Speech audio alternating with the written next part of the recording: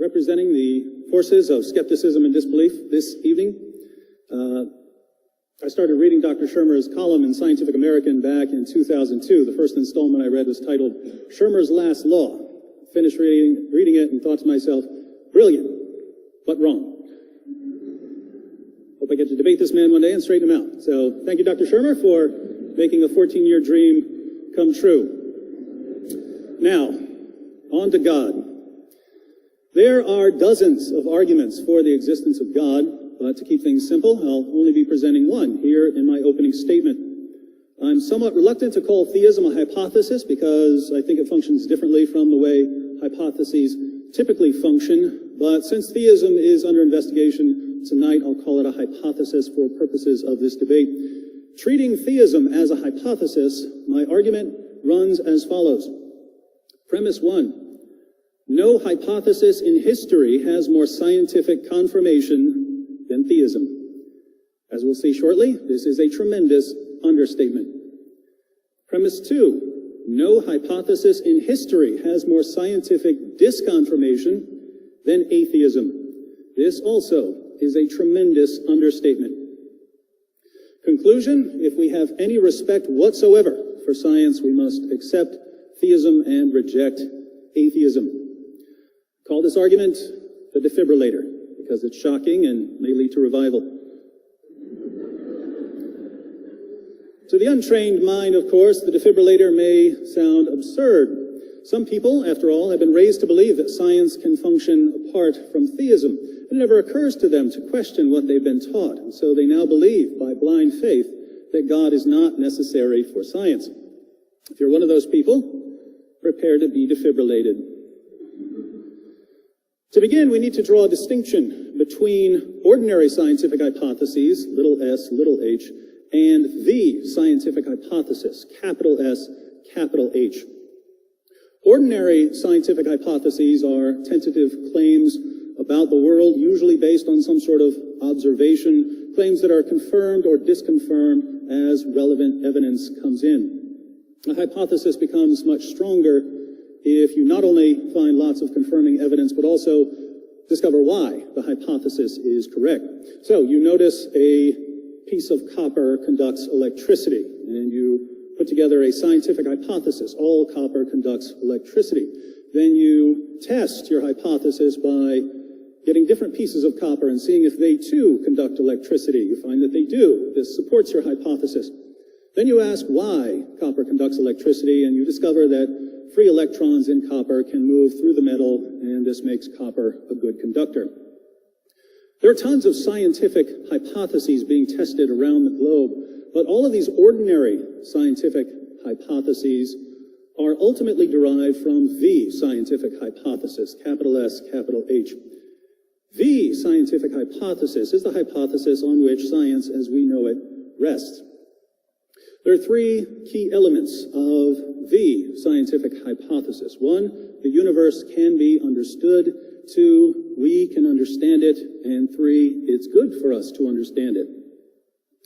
If you don't believe that the universe is, at bottom, rational, you're not going to spend years of your life gathering data to figure out its laws. If you don't believe that human beings are capable of understanding the universe, why waste your time trying? If you don't believe that it's good to understand the universe, why would you want to? So, intelligibility, the universe can be understood.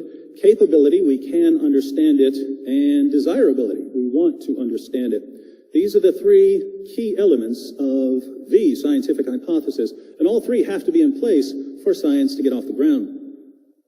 In the 21st century, we take the scientific hypothesis for granted.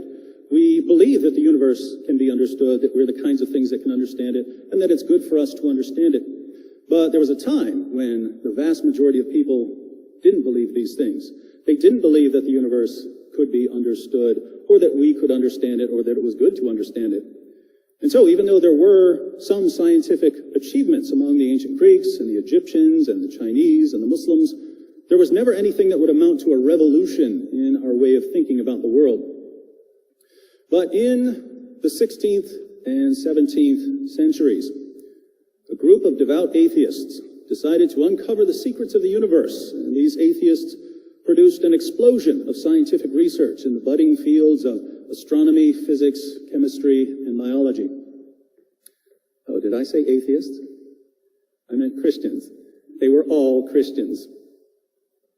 Here we might wonder, why did these Christians dedicate their lives to understanding the universe? Let's ask them, and we'll allow them to answer from their own writings. It's time for Q&A with the pioneers of the scientific revolution. Here goes. First question. Nicholas Copernicus, the publication of your book on the revolutions of the heavenly spheres generally marks the beginning of the scientific revolution. What were you thinking when you started this revolution? Copernicus's actual response. To know the mighty works of God, to comprehend his wisdom and majesty and power, to appreciate in degree the wonderful workings of his laws, surely all this must be a pleasing and acceptable mode of worship to the Most High, to whom ignorance cannot be more gratifying than knowledge. Now that's odd. Sounds like his scientific research was grounded in his religious beliefs. Thought he was worshiping God by studying the universe. Guess we should ignore him and move on. Tycho Brahe, you spent decades recording astronomical data, and your measurements were 5 times more accurate than the best measurements available before you. Why did you spend so much time studying the stars? Brahe's response, those who study the stars have God for a teacher. Studying the stars because you want to learn from God. How weird is that? Galileo Galilei, you're called the father of modern observational astronomy. Why did you decide to give birth to modern observational astronomy? Galileo's response, I do not feel obliged to believe that the same God who has endowed us with sense, reason, and intellect has intended us to forego their use. When I reflect on so many profoundly marvelous things that persons have grasped, sought, and done, I recognize even more clearly that human intelligence is a work of God and one of the most excellent. Johannes Kepler, you sifted through astronomical data year after year in order to come up with your 3 laws of planetary motion. Why did you do it? Kepler's response, our piety is the deeper, the greater is our awareness of creation and its grandeur. Since we astronomers are priests of the highest God in regard to the book of nature, it befits us to be thoughtful, not of the glory of our minds, but rather above all else of the glory of God. René Descartes, you wrote early texts on optics, anatomy, and psychology, but you're also the father of modern philosophy and the master of methodic doubt. Surely you can cast doubt on all this talk about God. Descartes' response, I see plainly that the certainty and truth of all knowledge depends uniquely on my awareness of the true God, to such an extent that I was incapable of perfect knowledge about anything else until I became aware of him. Blaise Pascal, mathematician, physicist, philosopher, inventor, pioneer of probability theory. Aren't all these other scientists being unreasonable? Pascal's response, there are 2 kinds of people one can call reasonable. Those who serve God with all their heart because they know him, and those who seek him with all their heart because they do not know him. Robert Boyle, father of modern chemistry, pioneer of the experimental method in science.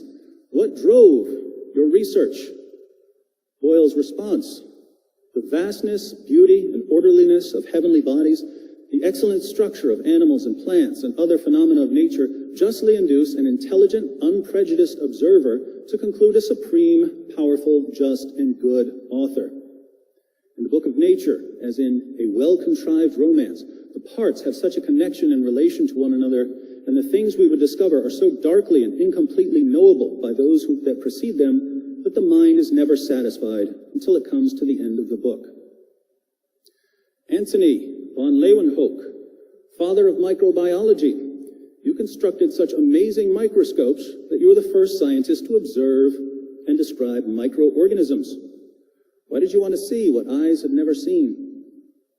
Leeuwenhoek's response, it is to be hoped that the inquirers into nature's works, by searching deeper and deeper into her hidden mysteries, will more and more place the discoveries of the truth before the eyes of all, so as to produce aversion to the errors of former times, which all those who love the truth ought diligently to aim at.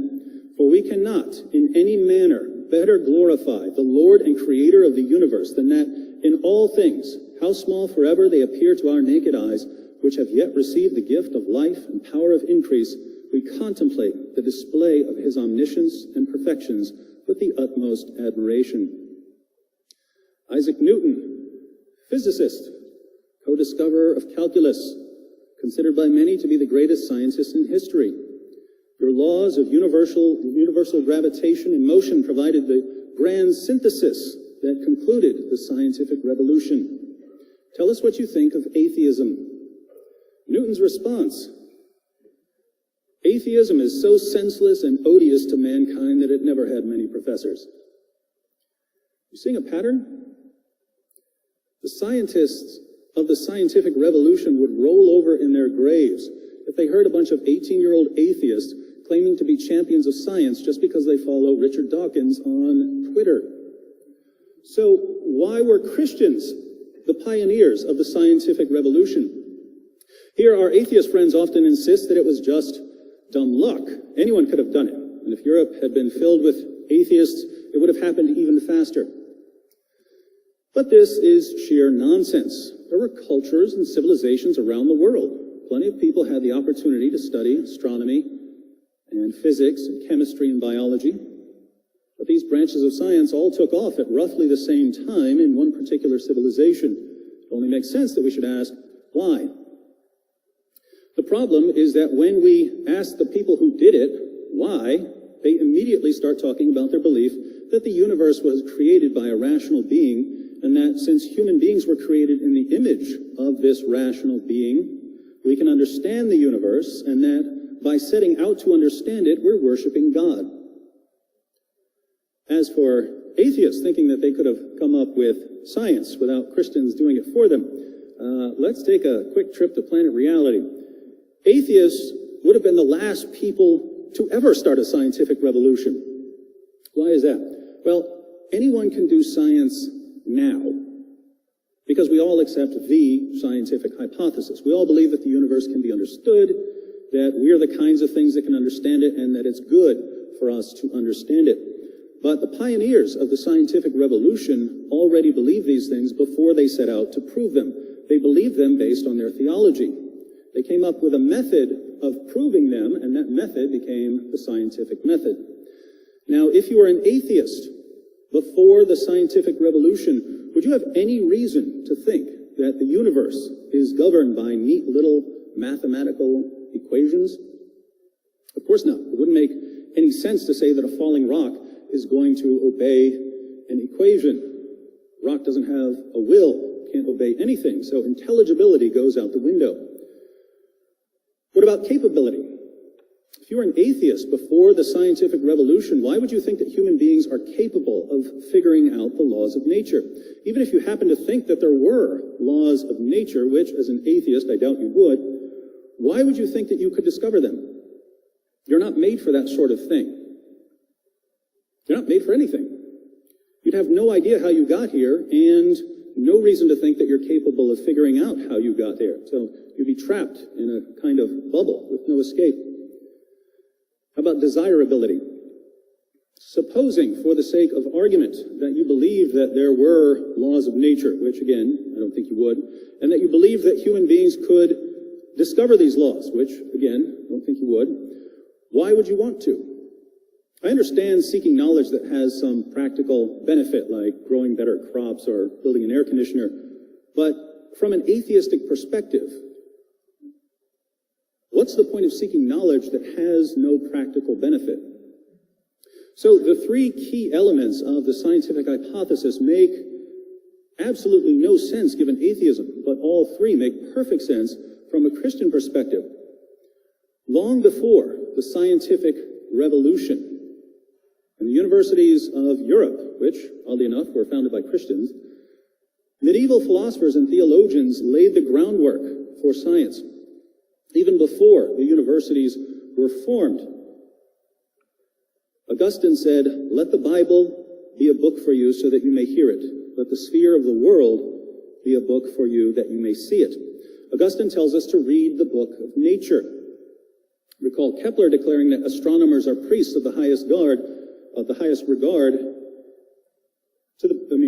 priests of the highest God in regard to the book of nature, and Boyle comparing the universe to a romance novel that you can't stop reading until you reach the end. Thomas Aquinas argued, since human beings are said to be in the image of God by virtue of their having a nature that includes an intellect, such a nature is most in the image of God in virtue of being most able to imitate God. Only in rational creatures is there found a likeness of God, which counts as an image. As far as a likeness of the divine nature is concerned, rational creatures seem somehow to attain a representation of that type in virtue of imitating God, not only in this, that he is and lives, but especially in this, that he understands. We are created in the image of God. One of the main features of this image is that we have an intellect and we reflect God's understanding when we understand. Medieval theologians also emphasize the correspondence between our cognitive faculties, our reasoning ability and so on, and the world. We're made to be able to understand the world. So out of theism, particularly Christian theism, flowed a set of ideas about the universe, about human beings, and about the goodness of knowledge. These ideas permeated Christian civilization. In the 16th and 17th centuries, Christians developed a way of confirming these ideas scientifically. How do you confirm the scientific hypothesis? By testing lots of ordinary scientific hypotheses in different fields. Every ordinary scientific hypothesis that's tested, whether it's confirmed or disconfirmed, is confirmation of the scientific hypothesis. In other words, whenever you test an ordinary scientific hypothesis, you're confirming that the universe can be understood, that we're the kinds of things that can understand it, and that it's good to understand it. But the scientific hypothesis is a set of ideas that flowed directly from Christian theism, ideas that are indefensible given atheism. Moreover, when scientists investigated the world, they eventually found further confirmation of theism, such as the beginning of the universe out of nothing, the fine-tuning of the cosmos for life, and so on. Now, if every scientific hypothesis that's ever been tested is confirmation of a set of ideas that flowed directly from Christian theism, and if the testing of these hypotheses led to even further confirmation of theism, what can we say? We can say that no hypothesis in history has more scientific confirmation than theism. But we can go even further. Since every scientific hypothesis that's ever been tested is confirmation of the scientific hypothesis, and as we've seen, all three of the key elements of the scientific hypothesis are fundamentally at odds with atheism, we can say that every scientific hypothesis that's ever been tested is disconfirmation of atheism. And if every scientific hypothesis that's ever been tested is disconfirmation of atheism, it's clear that no hypothesis in history has more scientific disconfirmation than atheism.